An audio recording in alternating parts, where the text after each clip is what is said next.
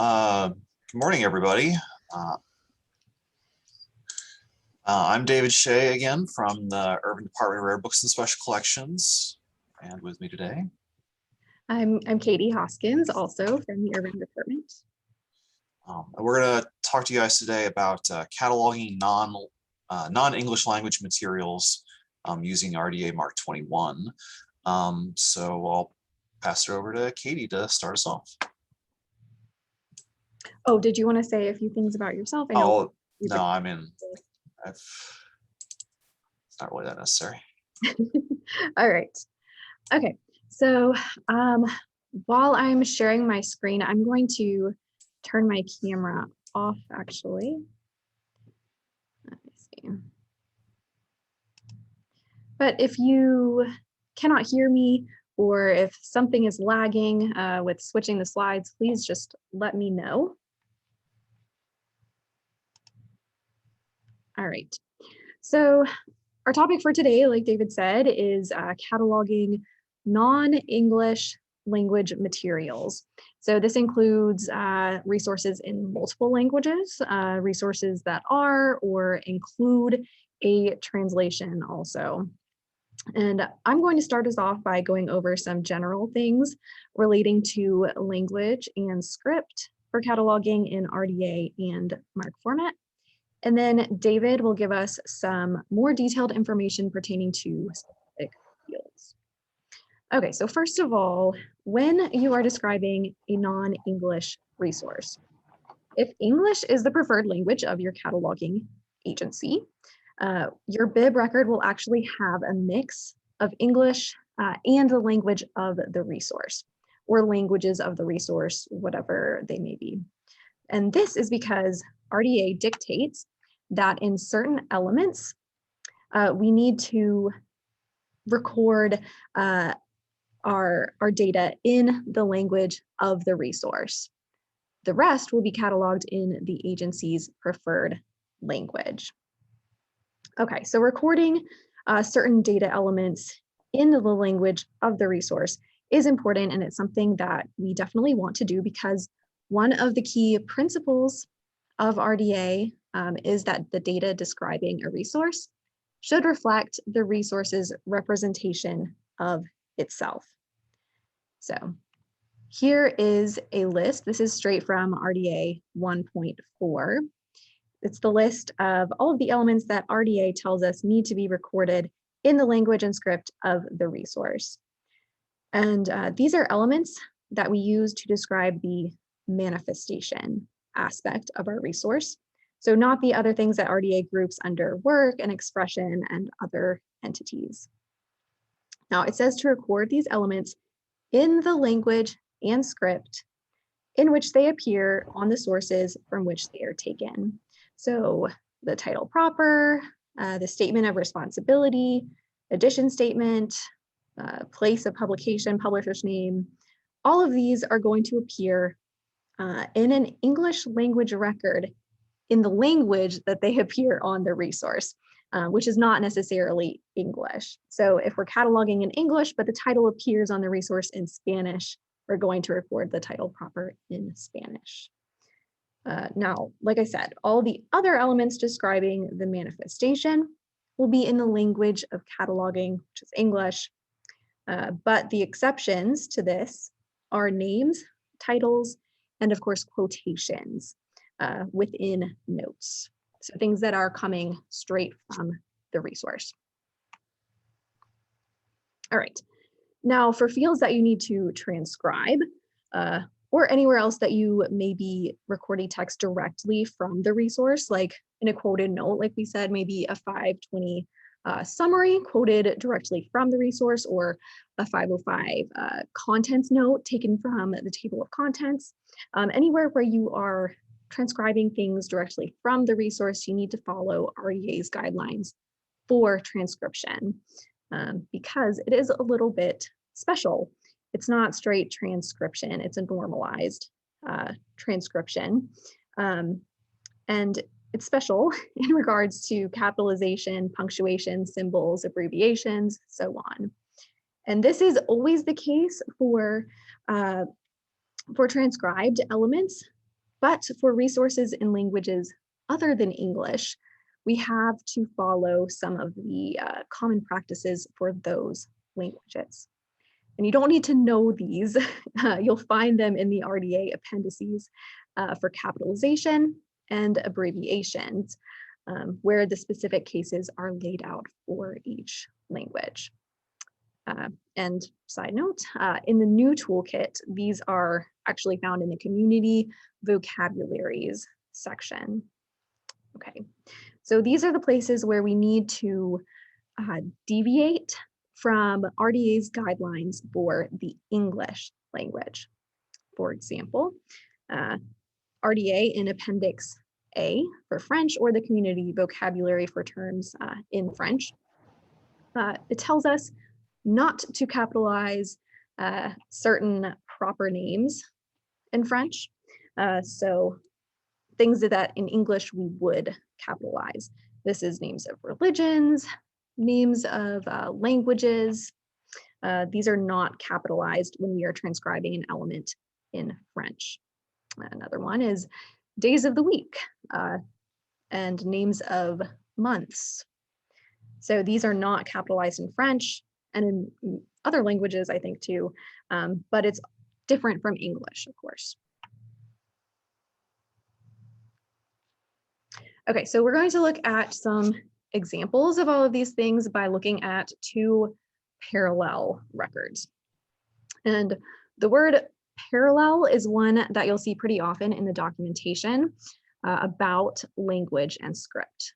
So basically, if two things are parallel, they're the same thing, but existing in different languages. And there are three main instances where parallel is used that I'm going to talk about, and those are parallel records, which you see on the slide, parallel data elements, and parallel MARC fields. So those last two, parallel data elements and parallel MARC fields, they sound kind of the same, but we'll talk about how they are actually different on one of the next slides. So parallel records are records that describe the same resource, but do so in a different cataloging language or language of cataloging. And when we say that they describe the same resource, we're talking about MARC bib records for the same manifestation, if you want to put it in WEMI terms. So an example might be a book in Spanish published by a certain publisher in a certain year, and the parallel records that describe this Spanish book describe it in different languages of cataloging. And remember, language of cataloging does not mean the language of the resource, it's the preferred language we're talking about. So the language used by the cataloging agency to describe the resource, which is in our case, English. So for the Spanish book example, agencies using different languages can create separate bib records to describe the same book in their own language. So the resource is the same, but the records differ in their language of cataloging. And these are called parallel records. OCLC used to consider these to be duplicates, but that is no longer the case. So they can coexist within OCLC without causing any problems, so long as they are coded as having been cataloged in different languages. All right, so here we have an example of two parallel records. And this example actually comes straight from OCLC bib formats and standards, and the link is in the notes section of this slide. Okay, so in this example, there's one resource being described, and it's a Canadian serial with text in French, English, German, and Japanese. But it's described in two parallel records, one in French and one in English. So the fixed field for language and the language codes in the 041 field both describe the language of the resource. So these are the same. So right here, both of these records, French as the language code of the resource, and the 041 field which gives us a little bit more detailed information than the language fixed field. We have French, English, German, Japanese, and these are the same in both records. Okay, but the record in the left is coded with the cataloging language of French, right here in the 040 field. This one is English, and that's subfield B. Okay, so let's see. The French record, we can also tell that it's, really a French record because the elements that we don't need to record in the language of the resource are also in French. So like the physical description, you can see this is in French, the content, media, carrier types, this language note, it's all in French. And then in the record on the right, the English language record, these things are all in English. So we have color, illustrations, color maps, annual for our frequency. These content, media, and carrier terms are in English. We have this began with 1982, and the English and the language note, in the 546 is in English. Okay, so hopefully that that makes sense.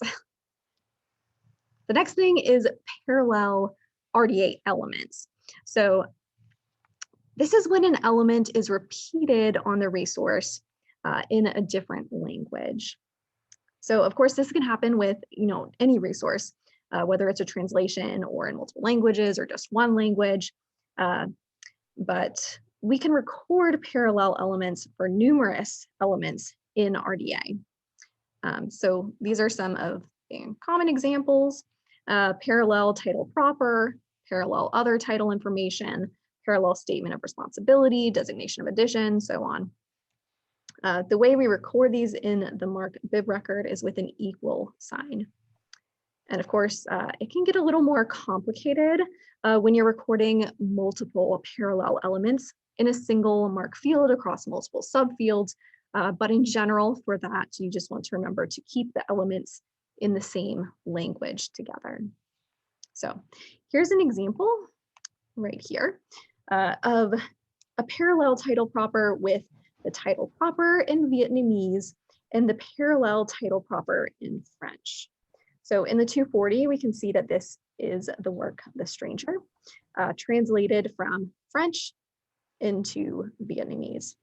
And on this Vietnamese translation on the resource, the title is given in its French equivalent as well.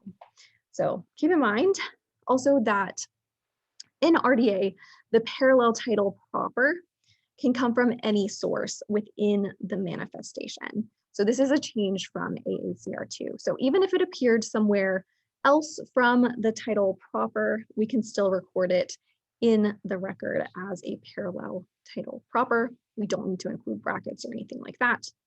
And then we record the parallel title proper here, as in the example, in the 245 field, subfield B, and it's separated from the title proper with a space, equal sign, space.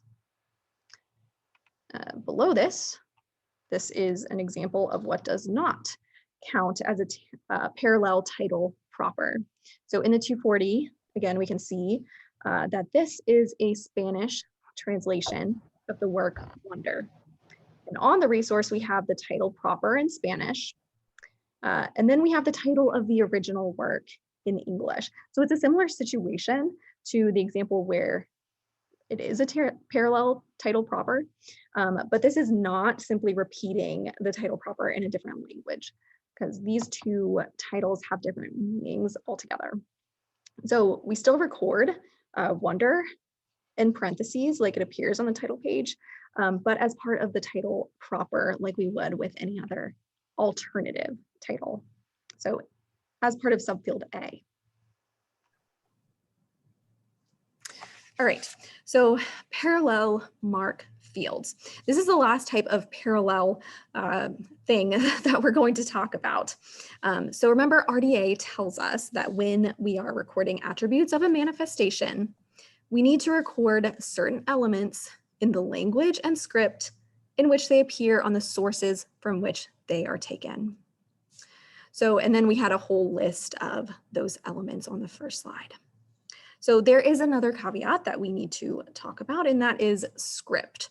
So the script in which the elements appear on the resource. Now, the Library of Congress PCC policy differs here from straight RDA when the text appears in non-Latin script. So text that does not use the Latin alphabet. So if you have a resource that uses Chinese or Greek or Arabic characters, these are all examples of languages that use a different script.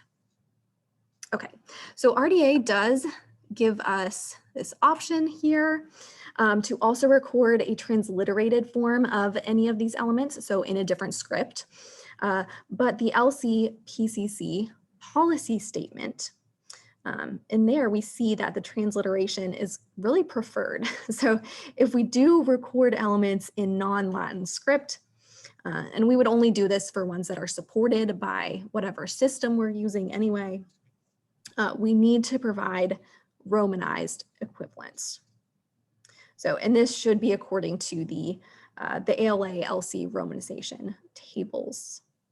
Now, the policy statement also says that we need to provide Romanized equivalents for those elements listed as mandatory if applicable within this other PCC document, the guidelines for creating bibliographic records in multiple character sets, and those are listed here below. Okay, so the way we do this is through use of the 066 and 880 fields. So these are system generated fields. We're not adding them to our record ourselves. So they're system generated whenever non-Latin script appears in the record. But those fields, 066 and 880, they don't actually appear in the display. The way it displays is as two occurrences of the same field. So one with the non-Latin script and the other with the Romanized form, and you add the transliteration in the parallel field that is system generated.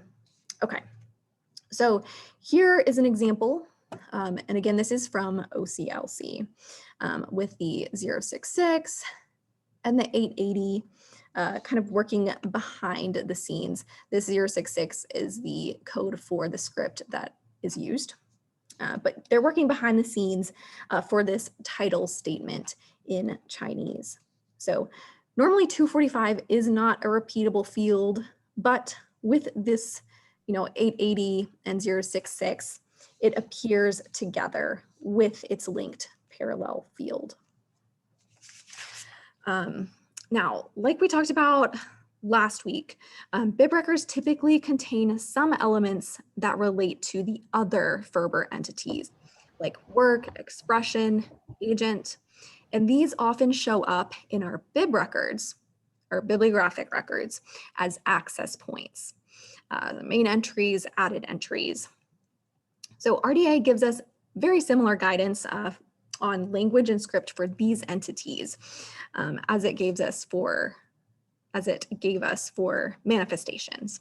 So title of works, names of agents, these are to be recorded in the language and script in which they appear. But again, the Library of Congress and PCC prefer transliteration, and they tell us to record a transliterated form of the title or the name, so in authorized access points. In an authority record, the authorized form of the title or name would be in the transliterated form, and non-Latin forms would be entered as variants. So these would show up in your 4XX fields in the authority record. And so it makes sense that in the bib record as well, we're instructed to use the transliterated form as the preferred form of our access points. The example down in the bottom right corner shows the main entry for an author with parallel 100 fields. So one is in Greek and the other is with the Romanized form of the name. But following the LCPCC policy statements, of course, we only need the Romanized form for the access point. But this is what it looks like when you have the two parallel fields. All right, so that concludes the sort of general things that I am going to talk about regarding language and script. And so now I will stop sharing my screen and hand it over to David. Great, thank you, Katie. Let me just remember how to share my screen. Always takes me a second. Here we go. So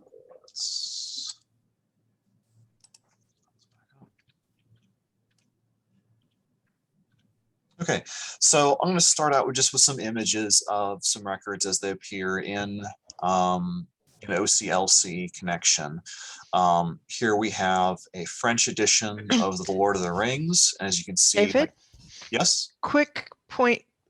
Can you, on your screen, switch the display settings at the top left? We're seeing the notes page instead of, yeah, just switch it to the, yeah.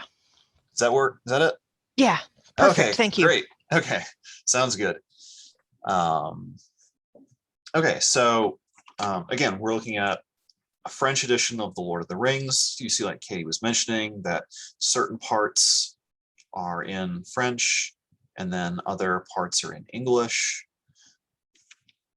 And you see a similar thing here with, this is a Spanish edition of Cien Años de Soledad, 100 Years of Solitude by Gabriel Garcia Marquez. With some of these same things going on. So there's a couple things you want to consider when you're going into creating a catalog record for a foreign language, for foreign language material.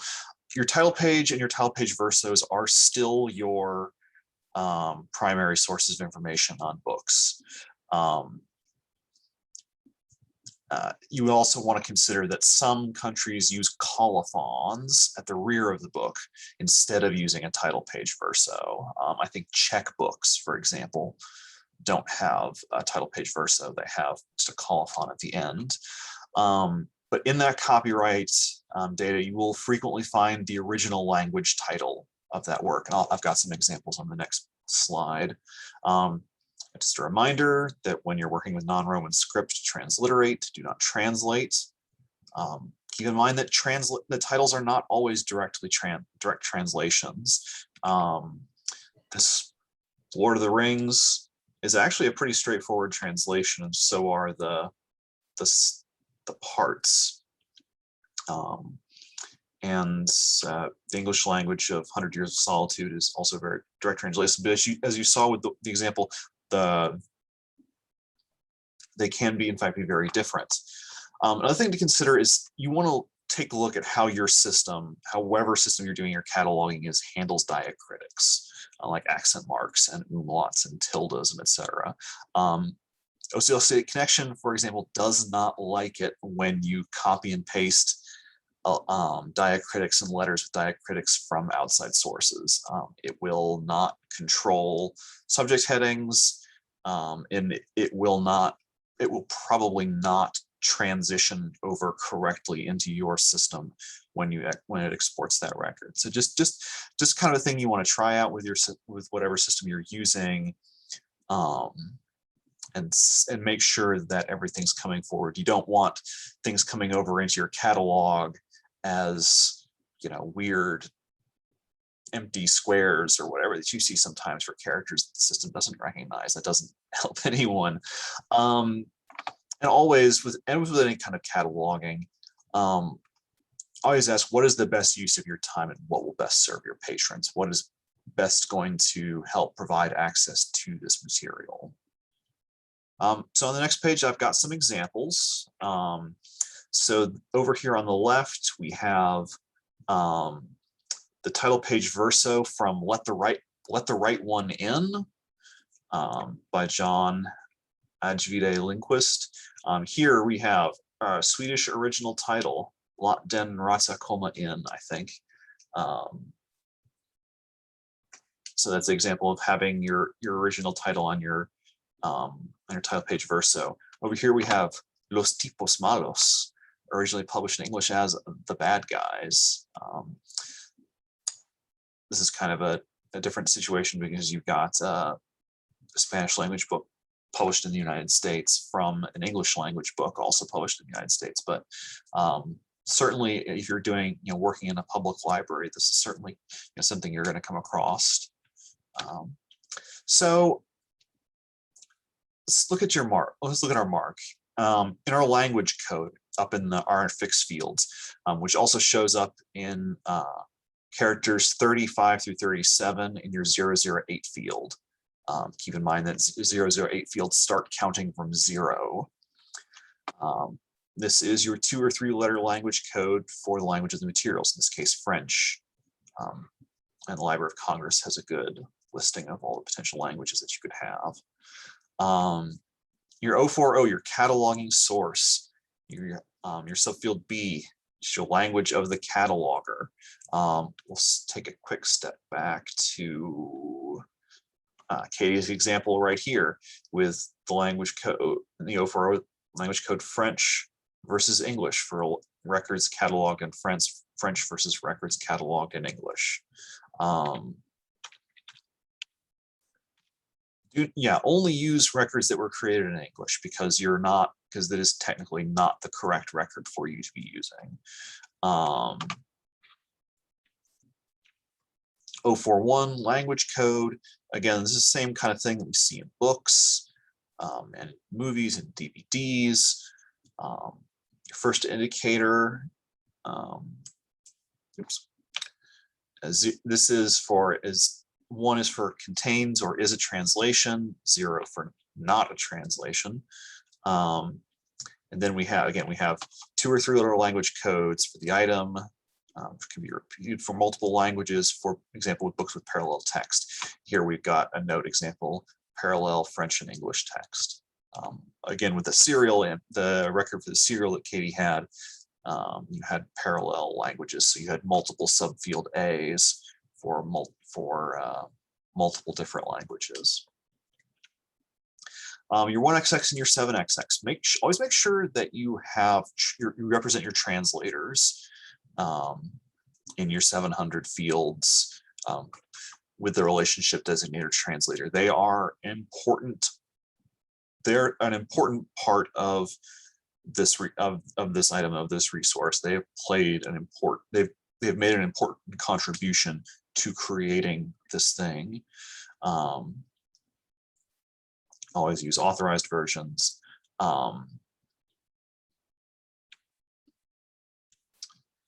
So 240 uniform title. Here is where you can distinguish that you are working with something that has a title in another language. So here we have this 240, first indicator 1, second indicator 0, much like you would in a 245. And we have Lord of the Rings, we have subfield L, and then French. So this is an edition of Lord of the Rings in French. This one is an edition of 100 Years of Solitude in English. Excuse me. And again, so this is this is the proper title, not necessarily the title that might appear on the book itself. There's also a 242 field available, title translation of title by cataloger. I've never used this, but it is a field that you can use if you so desire. You'd probably want to use this for things where your title where your translated title doesn't match exactly the title of the original language, but you still want to have that available as something that's keyword or title searchable. Your 245, your Titleman entry, again, just like Katie was saying, you want to transcribe it as accurately as possible.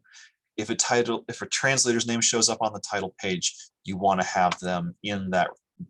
They should be included in the statement of responsibility, just like your author. Your edition statement, again, as it appears on the title, and again, you can add translations and parallel fields. 246 publication information. So there's a couple different things. So in your subfield A, in your 264 publication information, you always want to enter the place of publication as it appears on the item. Don't localize place names. Here I've got the example, Firenze instead of Florence, or Warsaw instead of Warsaw, Poland. This is all because RDA is intended to be an international standard. People are, this is intended to be used in any language, in any country. But again, you can always add 500 notes, 500 general notes to clarify if you need to. I'm trying to think of some other cities. Munich in Germany, München. If you have to supply a place of publication, so if you have a material, if you have a book that doesn't necessarily have the place of publication in it, but you can reasonably determine where that was from, you want to enter that place of publication as it would have appeared at the time. So for an example, a Croatian book from the 1980s should be entered as Yugoslavia, because at that time it was part of Yugoslavia, and would have been published at that time as being from Yugoslavia, not being from Croatia. And try to transcribe your publisher exactly as possible. Your series fields, again, record them as they appear on the item, always following that RDA standard as it appears. But these are repeatable fields. So if you feel the need to record additional series statements in English, you may do so. Perhaps a series has a different title in English. You can use that. You can have those in additional fields. 5XX notes are generally repeatable. You can enter as many as you need.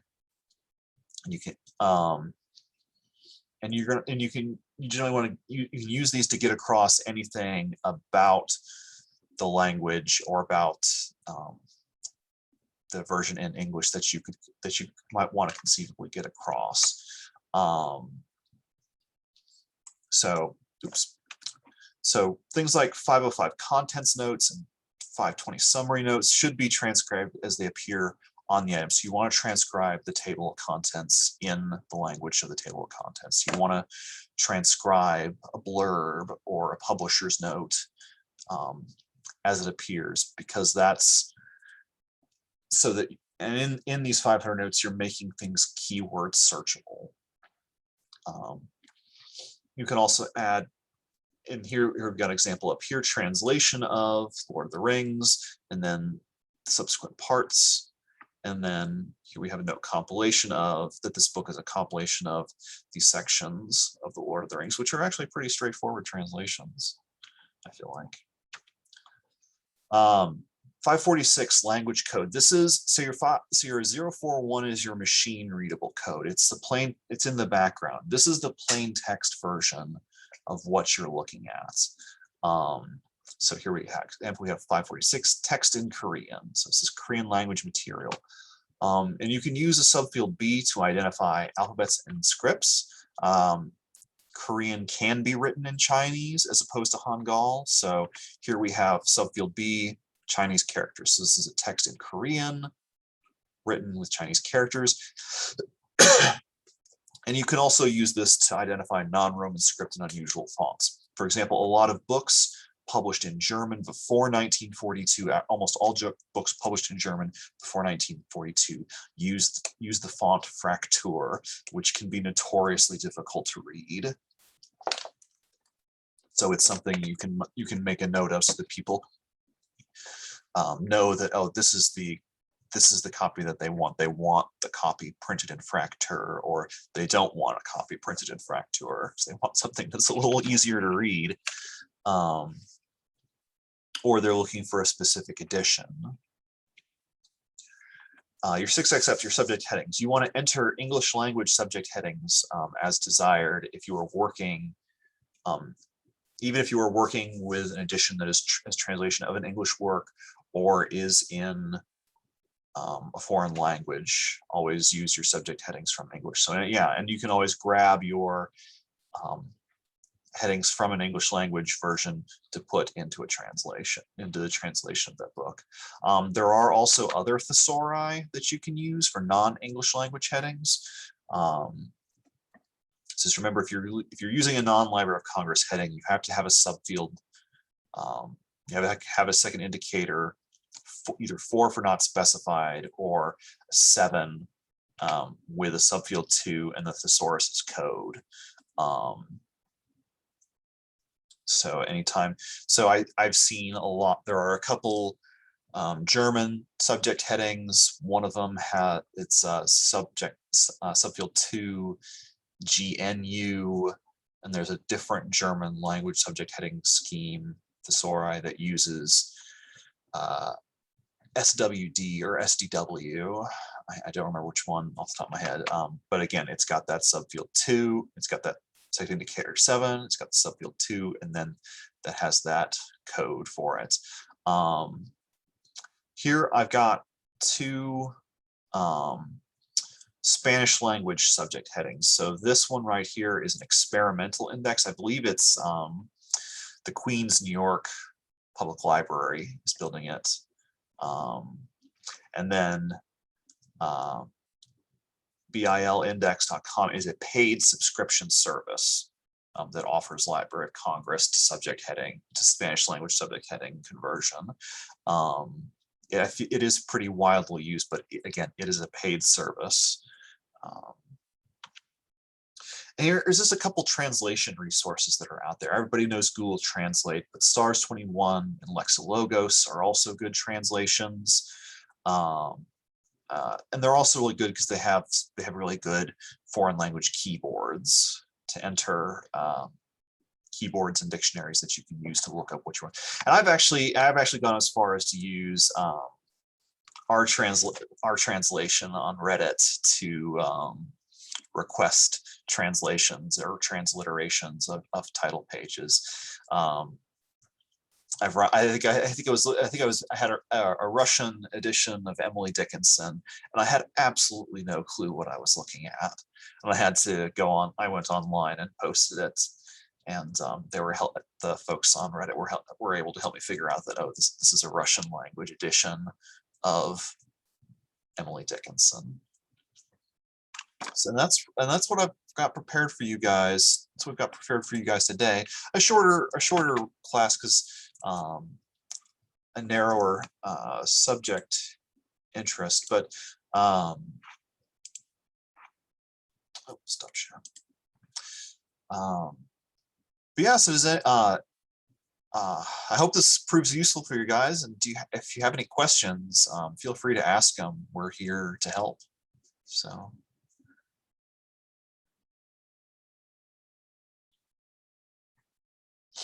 Katie, any final thoughts from you, or? Yeah, so since we have a little bit of extra time, I may try again to share my screen and go over to the RDA toolkit and Great. Show where the appendices have moved. That, I don't know, might be helpful. Sounds great to me. Okay. All right, so I'm going to share my whole screen. Come over here. So I have open the new toolkit, but what is now the main toolkit. And then I'll open the original toolkit as well. Okay, so in the original RDA toolkit, our appendices, of course, are all the way at the bottom. You have capitalization here, and you can open this up. And if you come all the way down to the bottom here, we have all of these different languages. Okay, so we'll go to the French one, like I showed in the slide from before. This is actually one section of RDA that I think I prefer in the new toolkit. I think it's just laid out a little bit better. But you see, we don't have all that much here before we get to the next language. But it gives some examples. Here are just things that vary or differ from the guidelines for the English language. So to find the same thing in the new toolkit, we'll jump back over here. You can go to Guidance, this tab, and then down to Transcription Guidelines. But for just a particular, and then it's within that section, so I'll just show that quickly. So guidelines on normalized transcription actually is what we want because we're following RDA's kind of special transcription, excuse me. So we have all of the different sections, everything that had a different kind of appendix or may have been just a guideline within the body of RDA has its own section here that you can jump to. And we have like all of our options and conditions the way that it is in the new toolkit. And then, not trying to make everyone super dizzy, but let's see. I believe, here we go. So for capitalization, we have terms in the specific languages. So we click here and it takes us to this list of the different languages. I'm not sure exactly if all of these are complete, moved over. At least the ones that I looked at are, I know some things like the Music Library Association, either they have way less policy statements than before, or they just haven't finished. And I think it is the case that they haven't finished moving everything over. But they do have less statements actually, because they do refer over to the LCPCC policy statements a lot. But anyway, French is right here. And you can jump to each section for our different WEMI elements. And we have all of the guidelines here for that language. It's more because it's everything combined. So in one place for French. Here is capitalization for manifestation statements. So we have that. And then our capitalization of titles, it's kind of broken out in that way. The examples that I gave on the slide are a little bit farther down. So let's see. Those are place names, time spans. Here we go. So all the way at the bottom, do not capitalize a name or day of the week, a name of a day of the week, or a name of a month in French. We can also, go back to the top really quick. We can also get to this same place, going to resources, and then down to, oh, won't stay. Oh, I think I have to close out of this. Okay, so going down to community resources and then community vocabularies. This is where they're all located. So general abbreviations, abbreviations for units in different languages. These are short little documents. And then terms in specific languages. You get to that same list with all of these different languages. All right, so that's that, where these things are located in the original toolkit and in the new toolkit. So let me come back here to the meeting. And I'm going to stop sharing actually. Is there anything else that people want to look at, or David, that you want to show or that you want me to show? I can't really think of anything. So, I mean, if there's no questions from anyone, we can conclude it here, but please do ask. And if you do have something that you're curious about,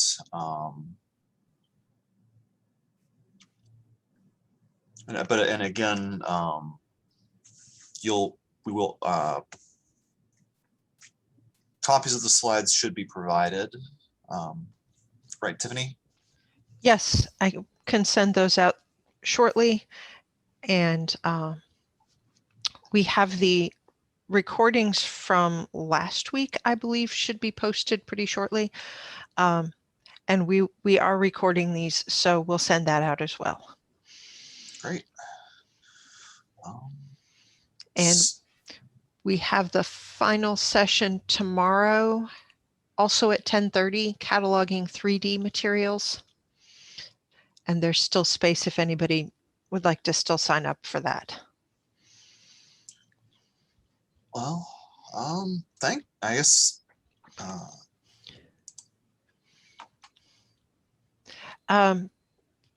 The materials, I will send them to everyone who is registered, and we will be posting them. I'm not quite sure when they're going to be up on the website. We're a little busy right at the moment, but I will send those out. I can send the PowerPoints this afternoon. Thank you, Tiffany. And thank you everyone for joining us again. If you're coming. Absolutely. All right. And I think we can end it there. Yeah. If there aren't any more questions. I know time is valuable. Yeah. Better Absolutely. to end early. Okay. Well, thanks everybody for coming out.